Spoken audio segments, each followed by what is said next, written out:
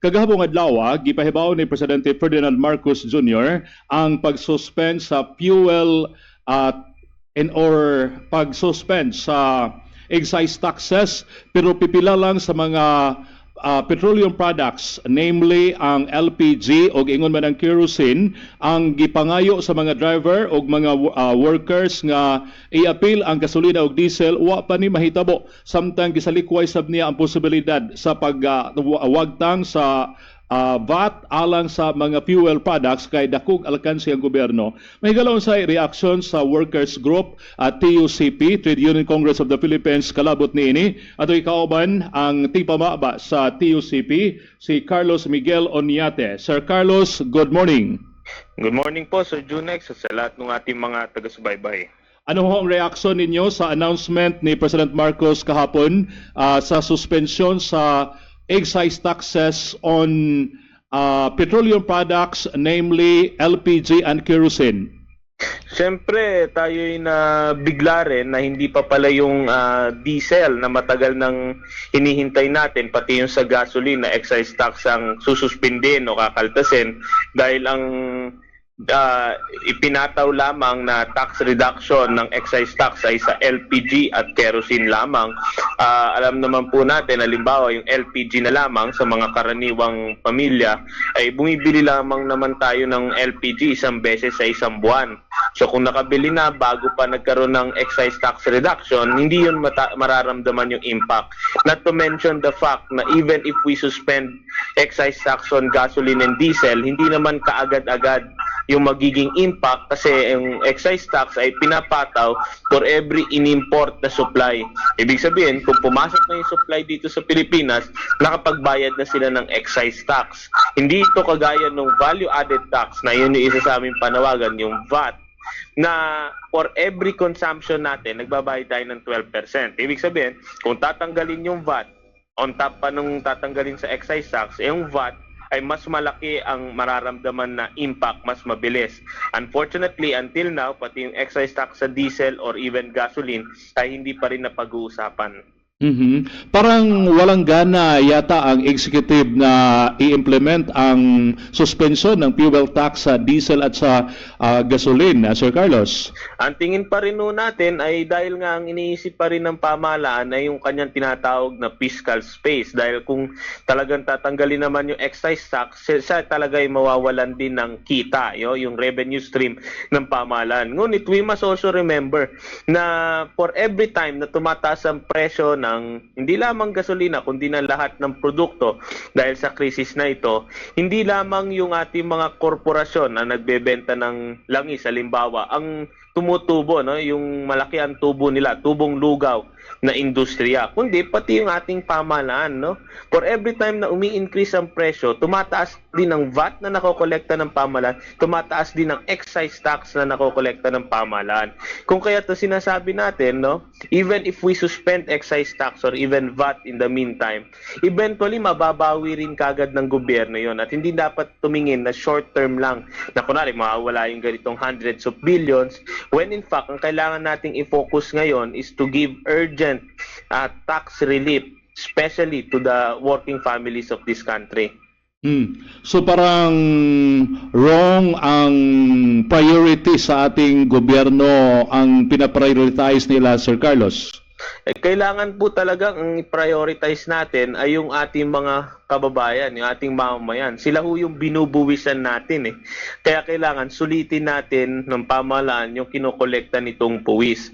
Kung kaya at this time, especially at this time na naghihirap yung ating mga mamamayan, ay kailangan din magsakripisyo po ng gobyerno. In the same way that we are also asking yung ating private sector, yung mga kumpanya to also sacrifice. Kailangan lahat dito magsakripisyo para kahit papano yung burden ng krisis na ito ay mas magaan-gaan pasanin, lalo ng ating mga manggagawa. Convincing ba ang sabi ng Presidente na it is the balance we are trying to achieve, Sir Carlos?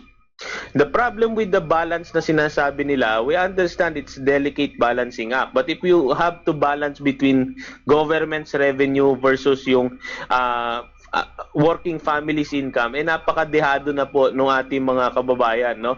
You must remember din na no less than the PSA ang nagsabi na yung piso natin noon ay 75 centavos na lamang ang halaga. So ibig sabihin, napakalaki ho ng binagsak na ng purchasing power, no?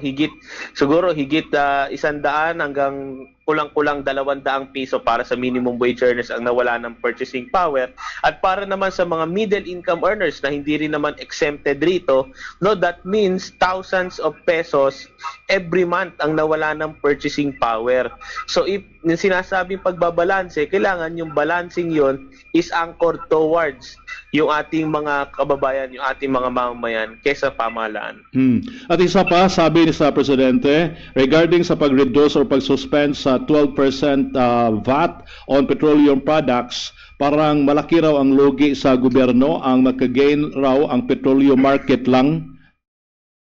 Ayan na naman po yung usapin ng lugi, no?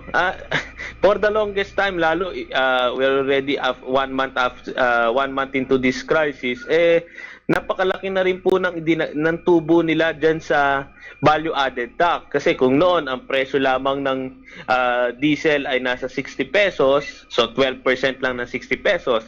Ngayon, umabot tayo nung pinaka-latest na noon, 150, 160. So 12% doon ay hamak napakalaki rin. So napakalaki nung tinubo ng pamahalaan. Tapos ngayon, na pinag-uusapan yung bawasan man lang o tanggalin, ang babanggitin sa atin ay lugi. Kasi as of now, ang nakikita natin, ang lugi dito, yung taong bayan. Dahil no less than yung Congress nga, nagpasa na nung batas na, halimbawa, magsususpend ng excise tax. Pero until now, hindi yun ginagamit ng fully ng Pangulo. Pero yun na nga, kung walang makolekt na VAT, wala rin tayong pondo pagbigay ng subsidies ngadto sa all sector according ni President Marcos. Opo, pero may mga dapat naman din tayong tignan na alternative sources of revenues bukod pa dapat sa ongoing na cost cutting ng pamahalaan na 20% across the board savings na yan ang pwedeng magpondo sa ayuda. Pero we must also look at alternative taxation options, which includes number 1, yung tinatawag nating windfall profit o yung sobra-sobrang tubo ng ating mga gas at electricity companies na yan ang dapat binubuwisan. Ganun din yung ating pinakamahiyamang Pilipino, no, yung ating mga billionaires, no less than mga ekonomista na nagsabi that they are also recommending some form of a wealth tax dahil ang dapat binubuwisan natin dito yung mga sobrang yaman, yung mga sobrang pinagkakitaan at hindi yung ating karaniwang mamamayan na hanggang ngayon ay naghihintay pa rin dyan sa sinasabing ayuda for all sectors. Until now, yung ating minimum wage earners ay wala pa rin natatanggap even a plano man lang para sa isang minimum wage subsidy. Ang good news na lang, Sir Carlos, ngayong umaga, malaki ang bawas, especially sa diesel. Opo, no, napakalaki yung ating rollback, no, nasa 20 pesos yan. But kagaya rin na sinabi ng Pangulo, no, kulang pa rin ito dahil ang inilundag ng presyo ng diesel ay halos triple mula nung nakaraan. But we are also concerned kasi no less than the Department of Energy ang nagsabi na ito daw presyo na 100 pesos pataas ay parang magiging new normal na at walang posibilidad, no, in the near term na babalik ito dun sa 60 pesos noon.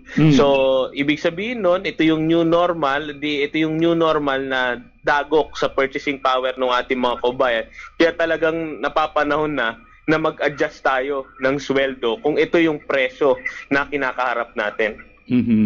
Asangayon ba kayo sa TUCP na i-review ang oil regulation law, Sir Carlos?